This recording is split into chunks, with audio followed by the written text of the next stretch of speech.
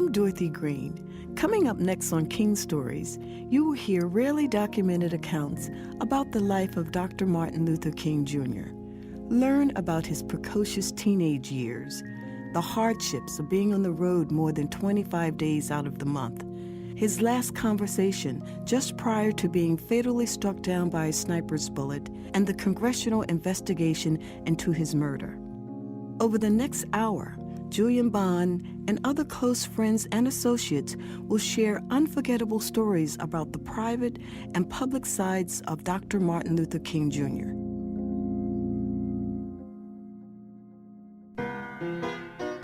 I'm Julian Bond. Welcome to King Stories, a documentary of provocative insights on the public and private sides of Dr. Martin Luther King Jr. A champion of the poor and disenfranchised, Dr. King led the Montgomery bus boycott and focused world attention on the explicit racism and discrimination that Black Americans lived with day to day. Dr. King, father of 4 and a Nobel Peace Prize recipient, achieved what Lincoln and Roosevelt could not. While heading up the civil rights movement, King vanquished social acceptance of Black inferiority and bigotry in a way that's still significant. In this program, you will hear stories by the Reverend Larry Williams, Reverend Ralph Abernathy, Mark Lane, Dick Gregory, David Garrow, and myself.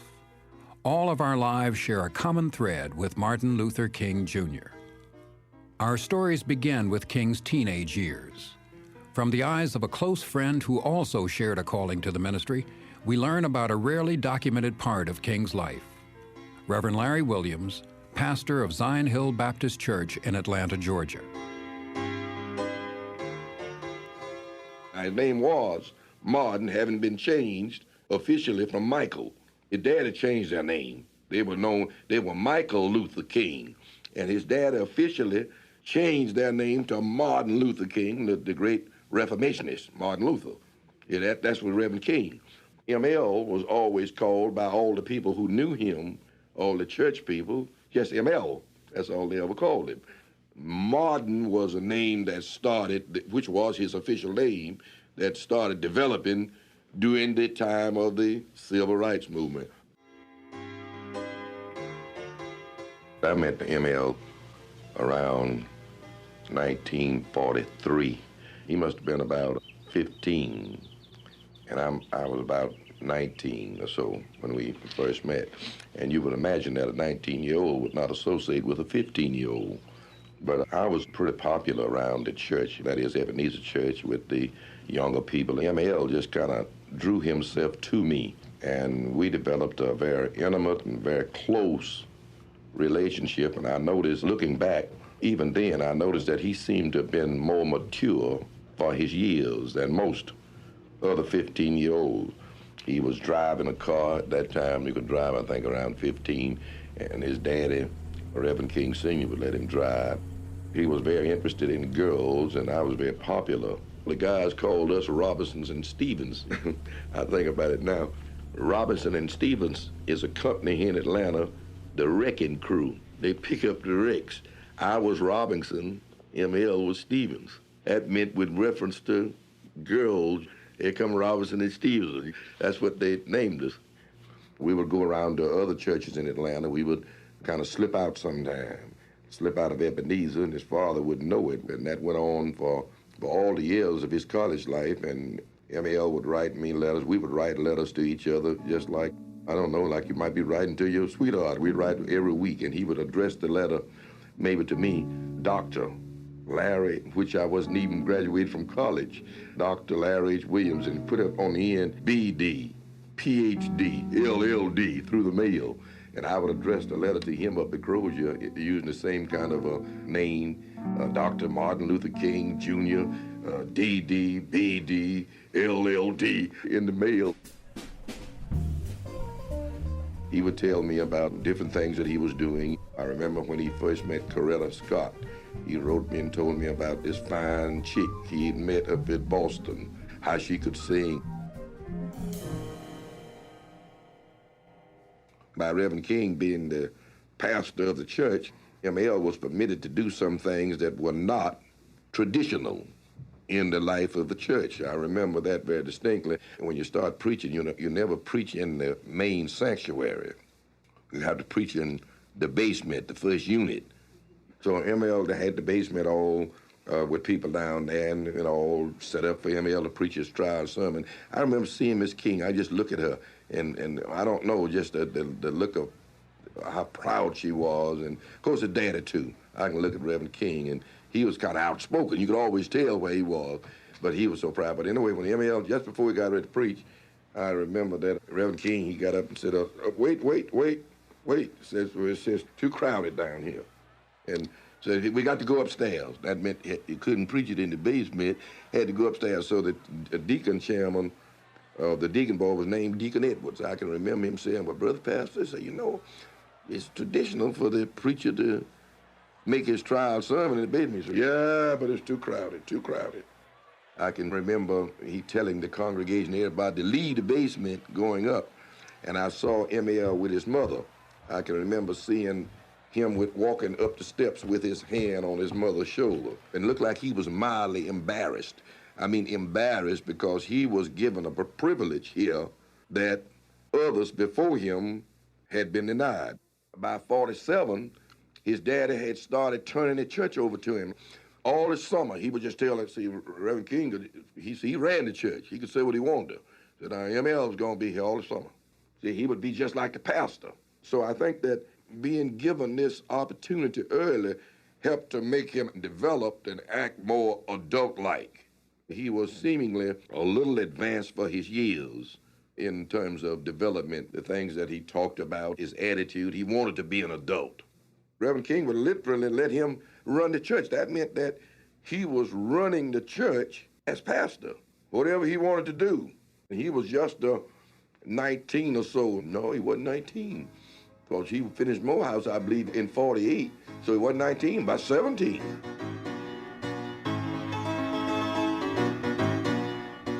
Reverend Larry Williams died in 2003.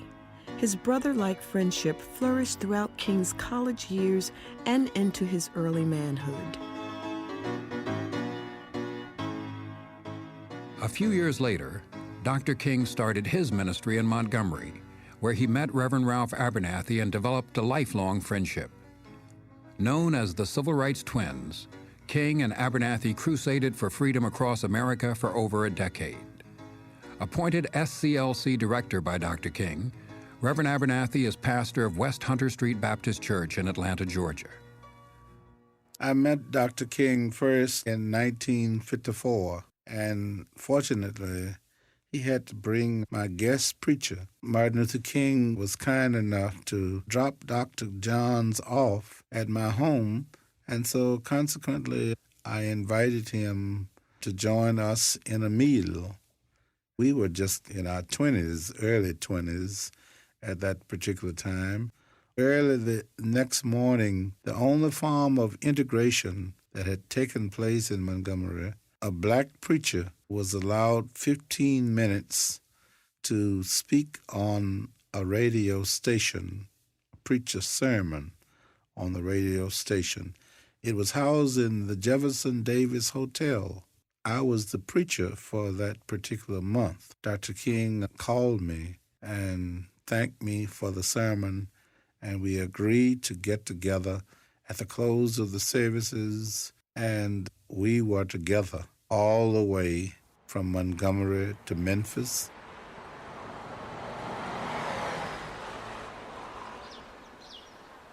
We would rise early every morning, do some exercise, and get cleaned up and dressed for another day, fighting an evil system of segregation and discrimination.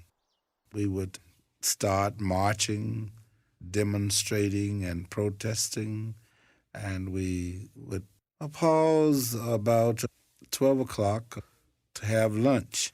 We would often eat from a grocery store. We would stop on these highways, just highways that would lead through the swamps of Mississippi and Alabama, and get a jar of pig ears or pig feet Martin Luther King loved pig feet. And we would go into the afternoon with conferences and planning sessions and strategy sessions with our staff. And we would go into mass meetings with people of the city. Thousands of people would come to hear our words and what we had to say. And we would always share the podium together. He wanted to speak first, and we would complain about that. We would debate about that. Is the closest we ever got to an argument. And he would say, let me speak first, because you are a better speaker than I am, and you can arouse the people and let the people go away determined not to ride the bus and determined to carry out what we want them to carry out. And I would always yield. He would always win, and I would let him speak first. And he was an eloquent speaker. I can hear him saying now, "We are tired. We are tired. We are tired. We are tired of being pushed out of the glittering sunlight of life's July and left standing in the piercing chill of an alpine November. We are tired." And the women around me would say, "What is that boy talking about?" And one lady would say, "Well, I don't know what he is talking about, but I sure do like what he's saying."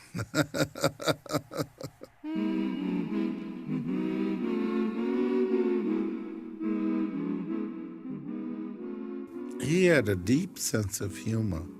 Dr. King would always tell these stories about Hillie Thomas, the late Reverend Hillie Thomas. He said he was teaching a class one evening, a grammar class for in-service pastors, in order that they could improve in their grammar. Dr. Thomas was in his class. He said, "Class, if you came home at 2 o'clock in the morning and you knocked on the door and your wife answered the door and said to you, 'Who is it?' would you answer, 'It is I,' or 'It is me'?" Dr. Hillie Thomas said, "Mr. Teacher, let me answer that question. Let me answer that question." And he said, "Okay, Dr. Thomas, you may answer the question. If I went out and stayed until 2 o'clock in the morning, and my wife came to the door, and I knocked on the door, and she said, 'Who is it?'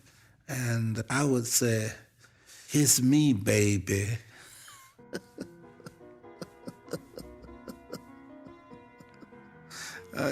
He would always keep you laughing.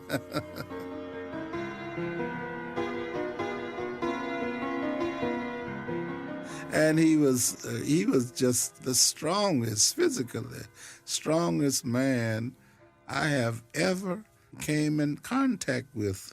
He could wrestle and win all the wrestling tussles that we would have. He could swim, and he could outswim anybody.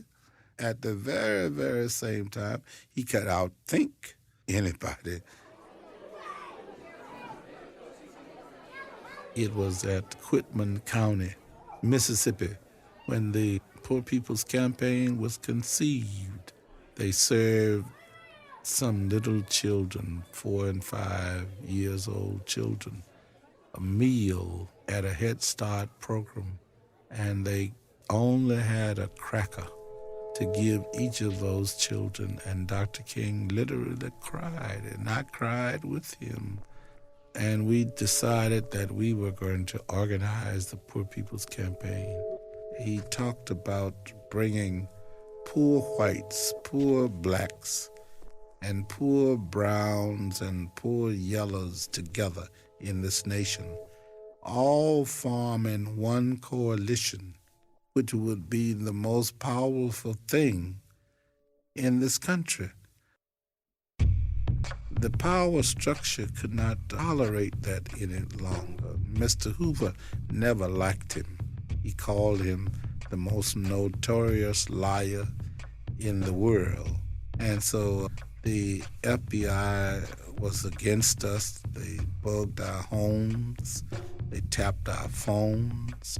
And when we would check in hotels, they would have even those hotel rooms bugged. And they had been telling him that they were going to get him. And people, they were calling other people, telling them that they were going to get him. He told me when we got ready to go to the Poor People's Campaign in Washington, D.C., and we had set the dates, but I had a revival here in the West 100th Street Baptist Church, and I told him just before he was assassinated, Martin, I cannot go because I had to have this revival. And he turned to me and said, David. He always called me David, which is my real name, biblical name, and not Ralph, but David. David, I would not think of going to Washington without you. And I will not go to Washington without you. If you cannot go then, we will have to get other dates. I want you to go to West 100th Street Baptist Church. I want you to say to them, I have a greater revival, a revival that will revive the soul of this nation. Will you do that? And I said, yes, I will do it. And he said, okay, are you ready to go? And I said, yes. And he said, well, get your coat. And I said, oh, let me put some Aramis on because you have just finished shaving and you have used your Aramis and I want to smell good like you. And he said, I will be waiting for you on the balcony. And before I could get the Aramis up to my face, I heard what sounded like a firecracker. And I jumped, and I could see only his feet. And I rushed to his side. And he died in my arms.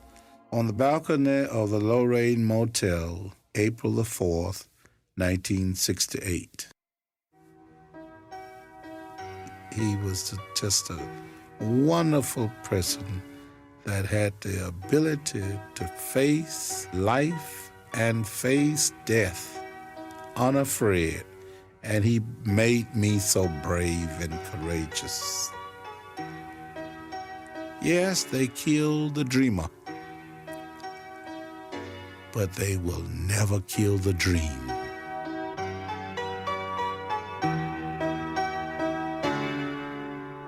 The vivid memory of Dr. King dying in his arms would remain etched in Abernathy's mind until his death in 1990.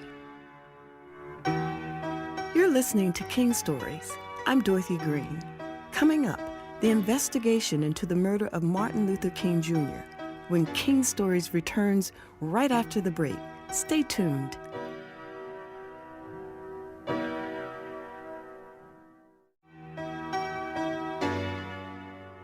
Welcome back to King Stories. I'm Dorothy Green. We are exploring little-known facts about the life of Dr. Martin Luther King Jr. Our host, Julian Bond. The investigation by the U.S. Congress into the assassinations of John F. Kennedy and Martin Luther King Jr. jointly was spearheaded by noted lawyer and author Mark Lane. Once a freedom rider himself, Lane is the co-author of the controversial book Codename Zorro, which documents his investigation into King's murder.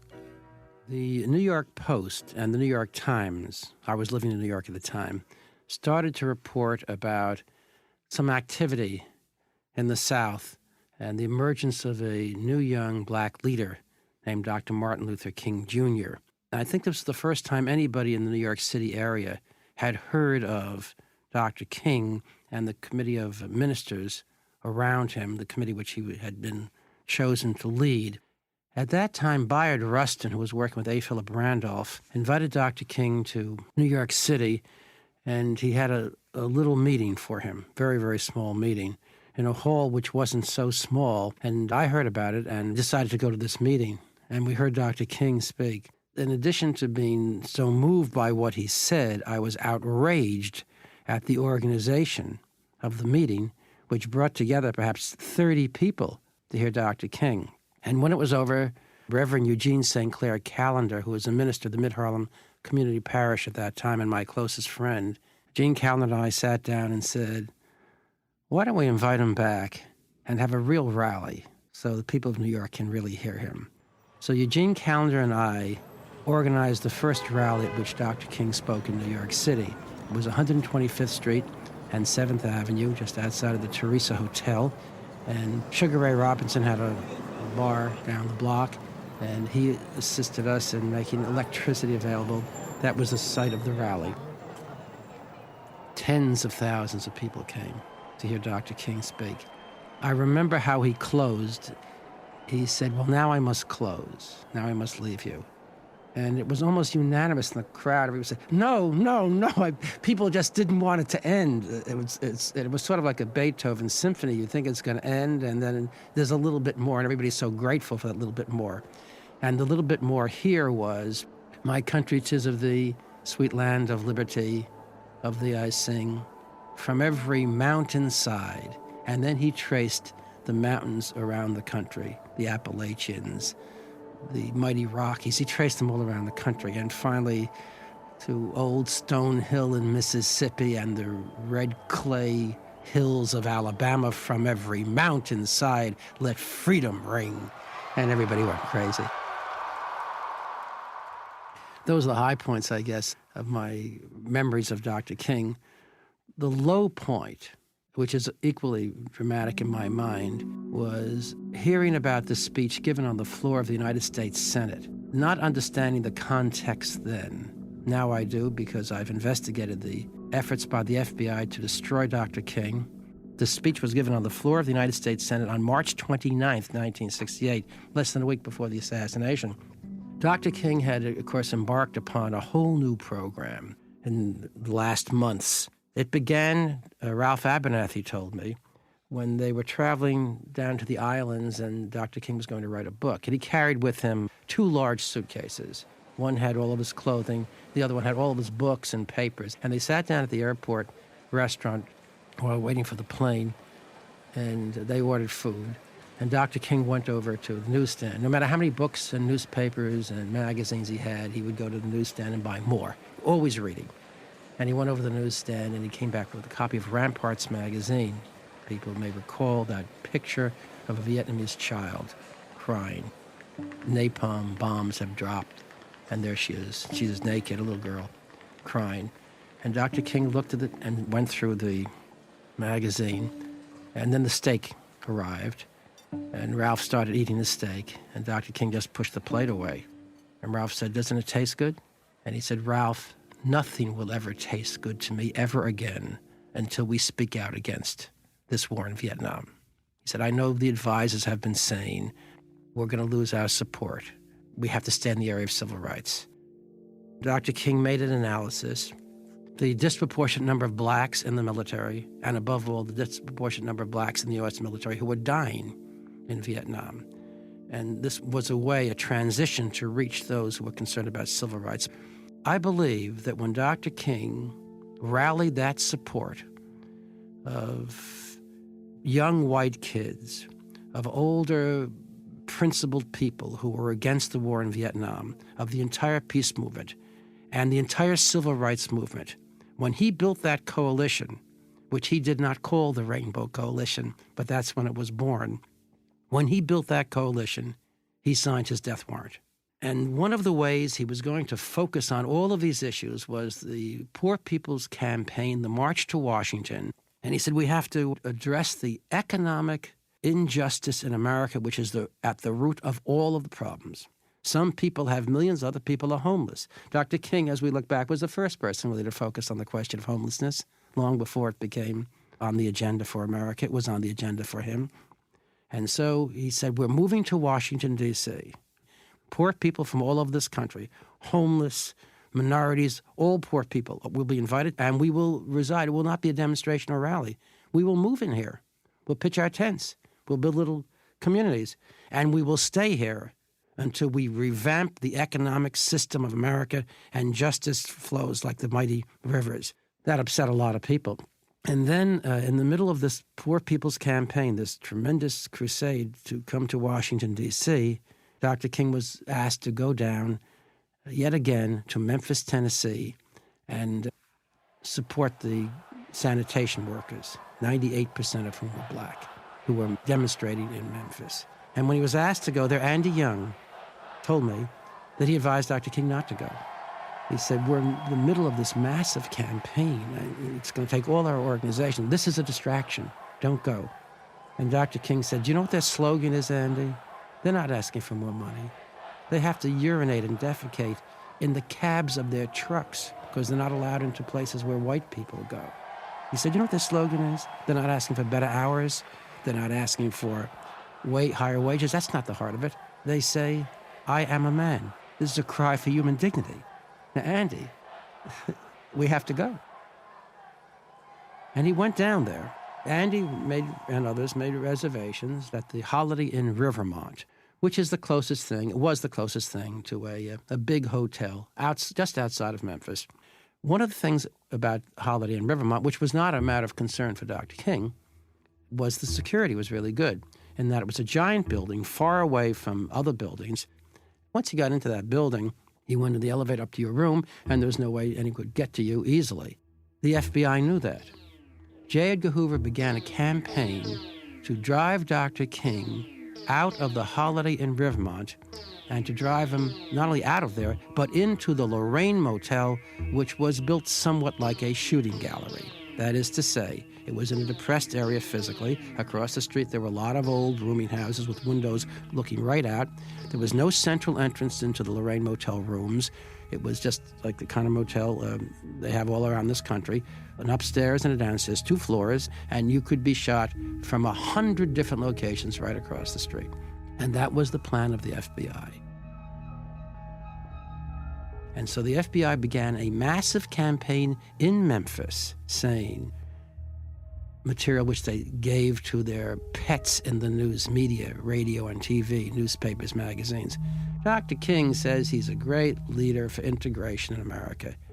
He says he likes to identify with poor people. But when he comes to Memphis, he stays in the white-owned, all-white Holiday Inn Rivermont.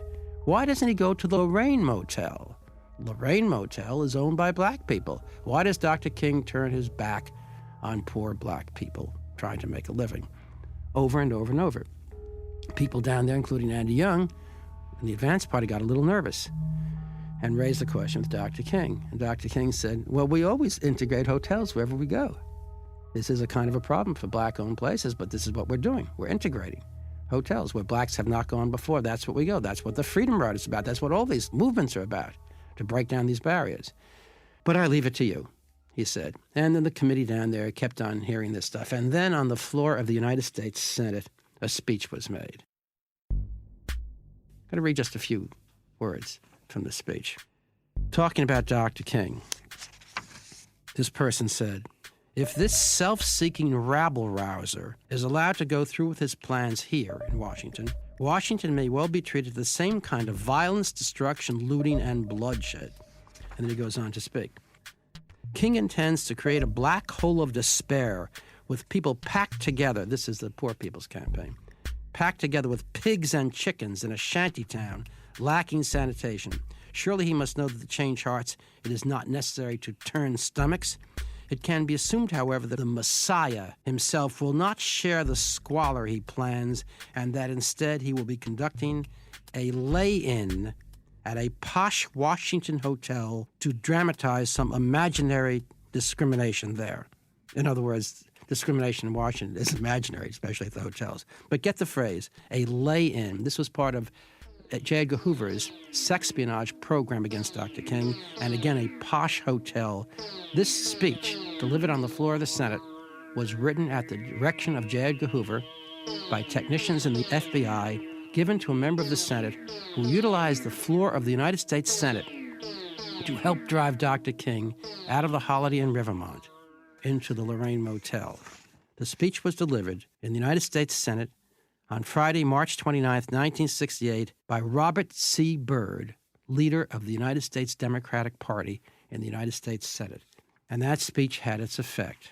With the comments on the floor of the Senate and the other FBI written and inspired broadcasts in Memphis, the impetus was too great, and the leadership of Dr. King's movement, the Southern Christian Leadership Conference, moved his reservations from the Holiday Inn Rivermont to the Lorraine Motel, where he was killed by those working with the Federal Bureau of Investigation. And then the blame was placed upon James Earl Ray, who, in my view, played no knowing part at all in the assassination of Dr. King, and has been in jail since that time.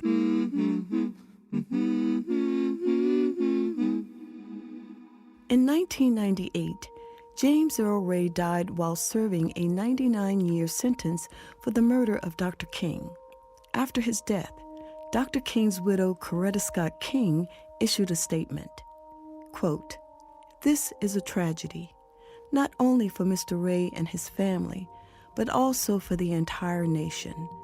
America will never have the benefit of Mr. Ray's trial, which would have produced new revelations about the assassination of Martin Luther King Jr., as well as establish the facts concerning Mr. Ray's innocence." Sharing in the investigation and authorship of the publication Codename Zorro is social activist, comedian, and nutritionist Dick Gregory. I met Dr. King in late 62, early 63. I met him from a celebrity standpoint. They were soliciting entertainers to come to various areas, not as much to do benefits, because when you come into rural Alabama or rural Mississippi, the people that would come out to see you have no money. And so it wasn't that they were saying, would you please come down so we can have this great fundraiser. They were saying, would you please come down to help us validate our legitimacy? I know there was a conspiracy in the killing of Martin Luther King. There's 10,000 ways to explain it, starting with James Earl Ray, who admitted that he did it. But we have to say, well, back up for a minute. Why did he admit it? 24 hours a day, he was under these floodlights. And no one's asked, why was the FBI guarding him? That wasn't a federal case. That the lights on him was so hot that the FBI agent on the third shift had a nervous breakdown. And when you look at James Earl Ray, there is not a more ignorant, dumb, white criminal that lived in America than him. If you look at his life of crime, he had never committed a crime that literally he wasn't apprehended within 30 minutes. Now, how do you go from little petty stuff that you can't get away with to pulling off almost the crime of the century? And then they were very interested in how they got him caught. So nobody would even ask any questions that he did it. Scotland Yard caught him. And they sent him through the Heathrow Airport in the heat of the summer with a long overcoat on down to his knees. Well, I mean, I ain't even no cop, but if I thought about saving the Queen, I would have grabbed him. But then when you start asking James some questions, then you really find out how dumb he was. The warden of the Missouri State Penitentiary had been the warden of the Atlanta Federal Jail. Just moved there about 2 weeks before James escaped. But before he became warden of the Atlanta Federal Jail, for you younger folks that's listening, we had a U-2 plane that was shot down. That was a spy plane that had an American pilot on it named Francis Powers. He was supposed to have committed suicide, and how you can justify that in a Christian society. But he didn't, so I guess he was a good Christian. He said, man, I ain't taking this stuff. And the Russians caught him, And Eisenhower was president. He was so sure that chump had committed suicide. Ike denied. No, we don't have we don't know nobody. And they paraded him across the TV screens.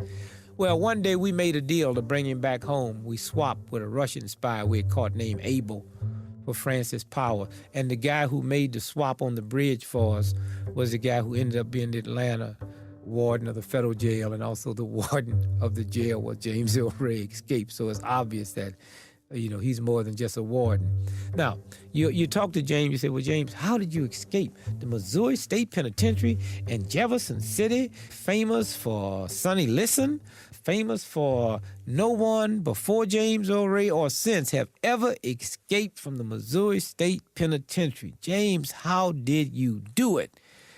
Wow, here's how he did it. James worked in the bakery, baked bread. He's in the yard one day, and a group of inmates walked up and said, James, how would you like to escape? And James said, oh, wow, yeah, man, when we going? And they said, we not, you are.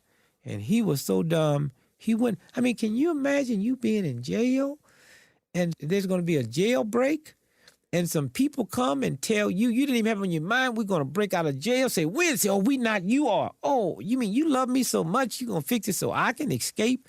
And here's how they did it.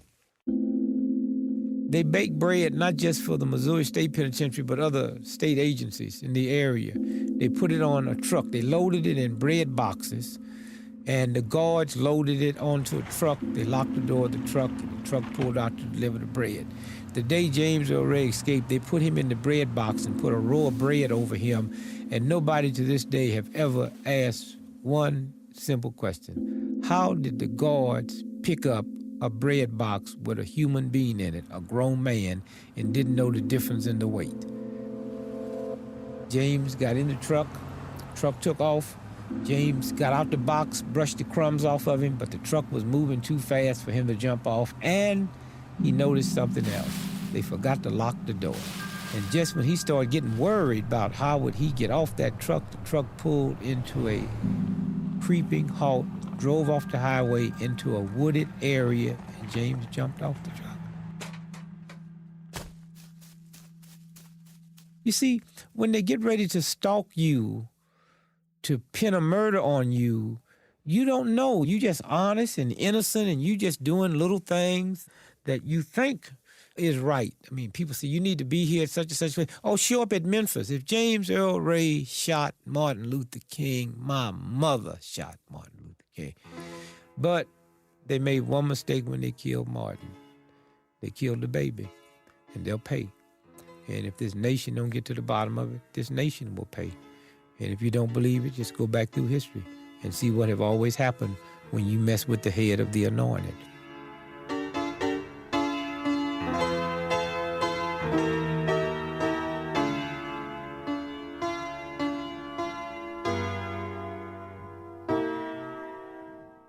You're listening to King Stories. I'm Dorothy Green. Coming up, Pulitzer Prize winner David Garrow shares riveting insights into Dr. King's personal life story. When King Stories returns, right after the break. Stay tuned.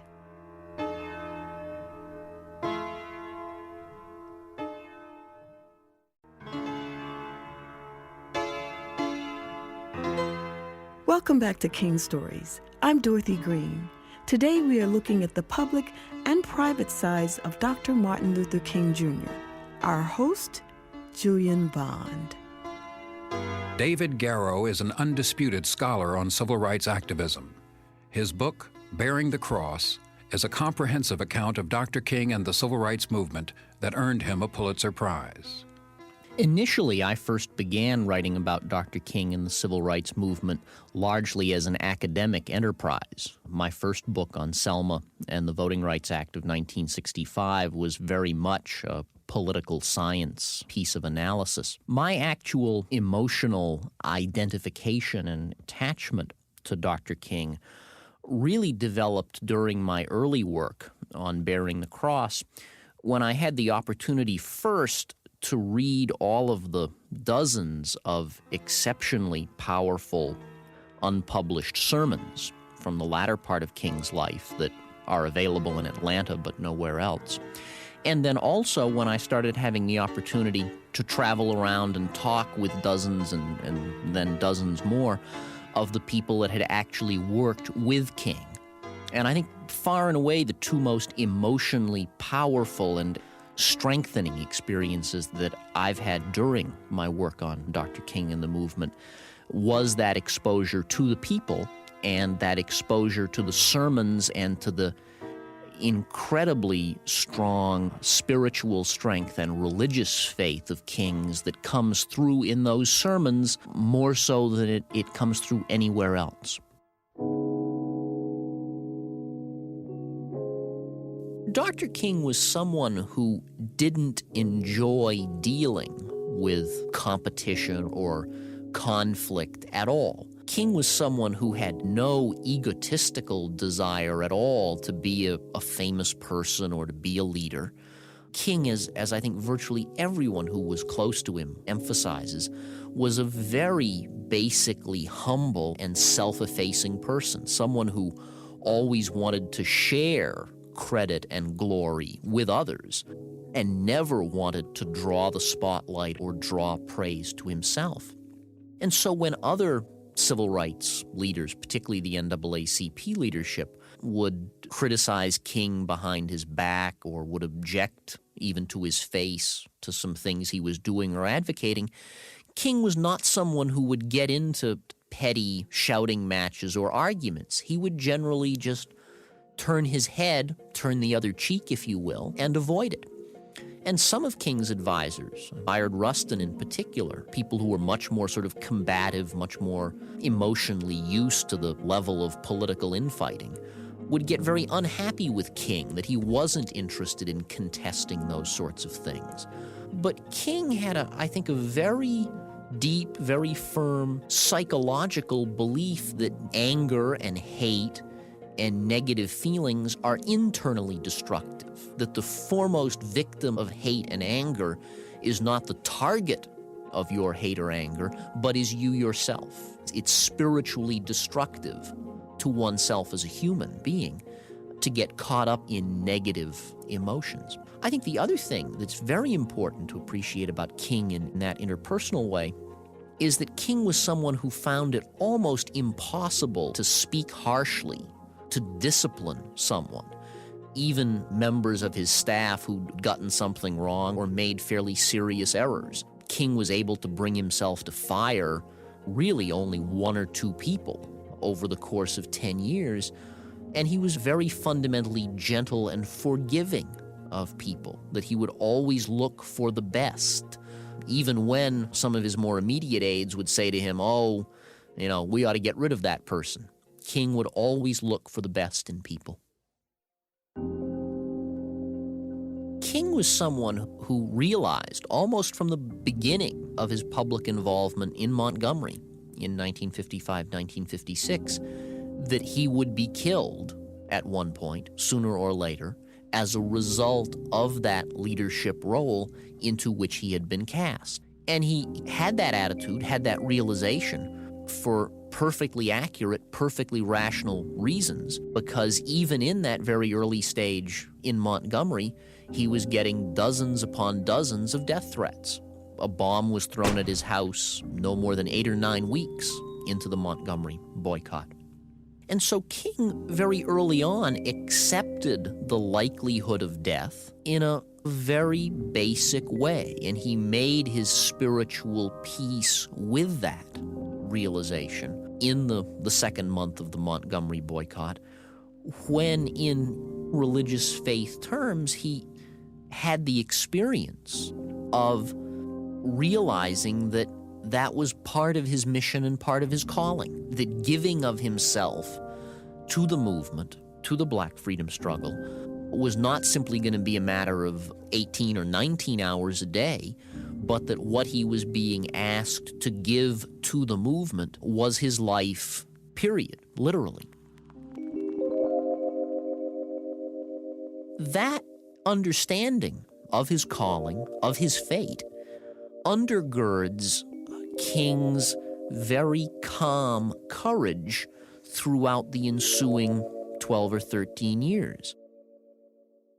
I think some people may be able to recall from memory the picture of King after he was stabbed in Harlem in 1958 by a deranged woman with a letter opener.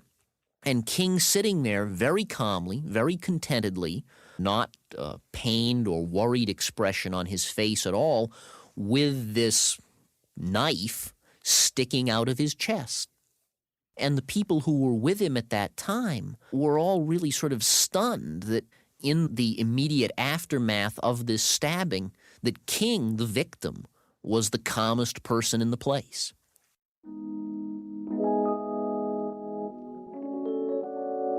And one sees that time and time again when King is faced with life-threatening situations. There's an experience in 1962 in Birmingham when a young white Nazi comes running up on the stage where King is speaking and sort of draws back and punches him in the temple. And King doesn't run away. King doesn't swing back.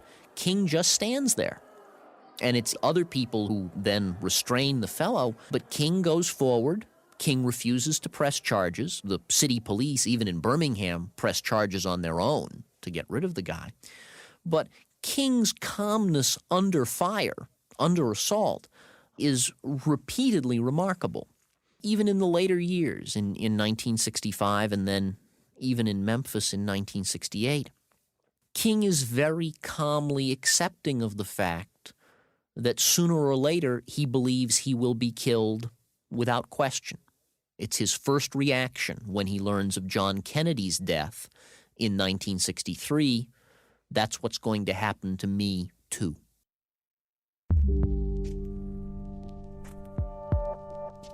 King, I think it's quite fair to say, felt considerable guilt, particularly in the years after 1962, 1963, at not being able to spend more time with his family, particularly spend more time with his children, and also felt very guilty about not being able to put more time into his church, into spending time with people at Ebenezer Baptist Church, because King felt torn.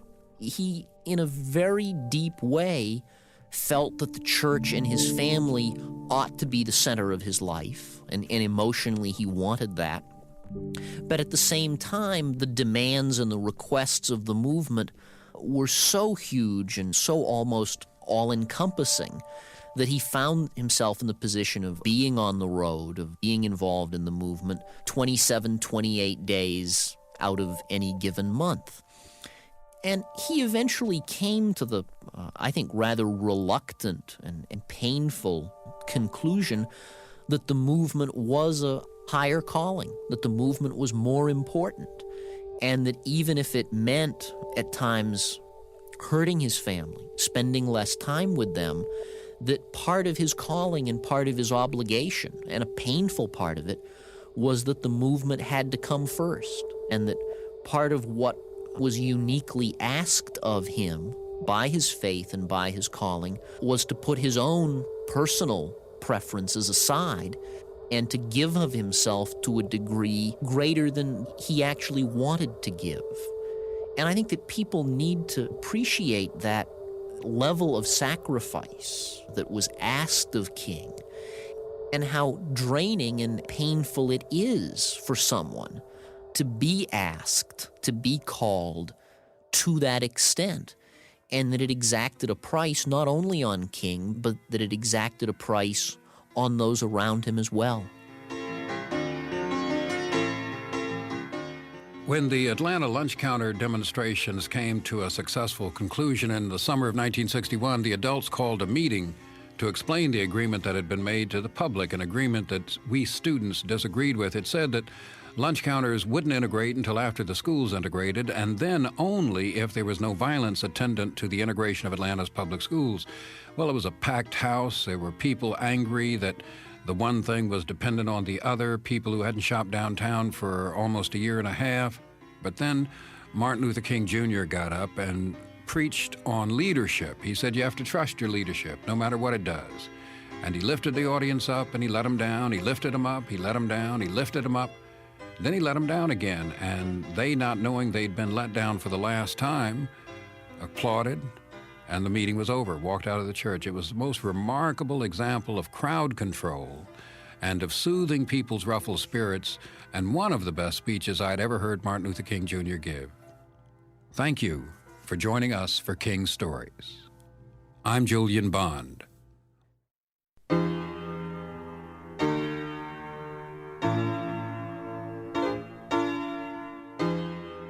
The interviews in this program were conducted in 1988. Reverend Larry Williams, Reverend Ralph David Abernathy, and James Earl Ray are all deceased.